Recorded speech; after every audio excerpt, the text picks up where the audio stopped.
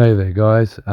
So yeah, trying to put together a training program for, time poor dads, as that is, what I generally cater to when coaching. And there's a lot of other athletes that fit this group. So yeah, look, excuse the coarse voice. Got a bit of a cold at the moment. So what I typically try and do then is during the week you're gonna have one day where you will have time. On that one day, I try and do heavy squats and heavy bench press. I obviously do the bench press first, and then I follow it by heavy squats. Um, and I choose front squats. After that, you want two assistant exercises, one being overhead press, and the other being something for back, being pull-ups.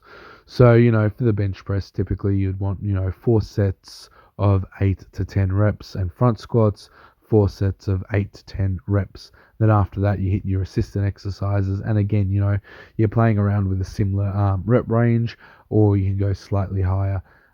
If you struggle to do pull-ups, you might end up doing some assistant pull-ups, or you might temporarily swap it out for some lat pull down or some barbell rows. But that's what I do on the primary day. And then throughout the rest of the week, you just scatter your training as need be. If my primary heavy day was, say, a Monday, I'd then have Tuesday as a rest day. And then I have, Wednesday, Thursday, Friday, and Saturday to do whatever I want in the time that I can. So, before work, you might end up doing four sets of 10 of, dumbbell or barbell curls. And then when you get home from work, you might do some rows, or you might do rows, the next day. But trying to, pick one exercise at a time and knock it off in a 15 to 20-minute block will work quite well. And don't, stress if, one day you're doing push-ups and then the next day you're doing lateral raises. I mean, just view it as, 24 hours rest between working sets. You'll look at a lot of people and how they structure their training program, and they'll be, they'll have overhead press, for example, and then they'll go on and do lateral flies, and then they'll go on and do rear delt flies. So, you've got some shoulder, obviously, exercises there within the training session, but you're just spreading it out, if you will, over a 24-hour time period. The other big thing that makes a big win is having a garage gym, because that way, you're not wasting a lot of time in traveling to a gym, especially if you're time poor. Sometimes, getting to the gym will take a half hour there and then a half hour back. That's an hour. And then you got training as well, versus, if you're just at home and you spent an hour training, you'd get so much more done just in the travel time alone. And I found, the reality is just breaking up my training sessions has worked better. I get more total recovery.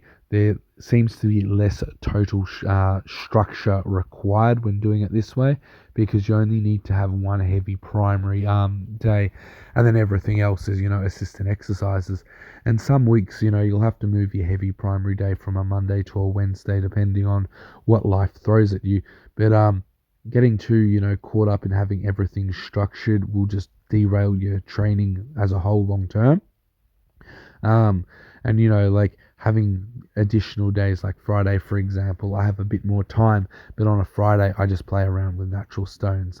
Nothing is set. All I know is that I'm just going to pick something up heavy and then eventually put it back down. And I might do stone squats, I might do stone rows, I might do some stone overhead press. But at the end of the day, it doesn't really matter, because, my primary day, I've done my heavy bench and I've done my heavy front squats, and knocked off my two assistant exercises, as I said, being overhead press and pull-ups. On that one day alone, I've covered all my bases. And as long as I get some form of additional training in during the week, I'm going to progress. And then, yeah, as I said, being able to train at home just saves a lot of time. You could get some natural stones like I have and just play around with them. At the end of the day, it's time under tension, your body gets stronger, your grip and forearm are definitely going to improve, and that carries across to other exercises. And then, you can do other things like include your kids, because, that would be time generally spent away from them.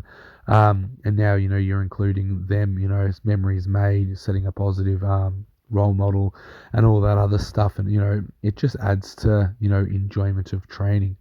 So yeah, look, that's my take of things, especially for a time poor dad, and someone that just has a busy lifestyle. If you guys have any additional questions, comment below. Otherwise, have a great day wherever you are.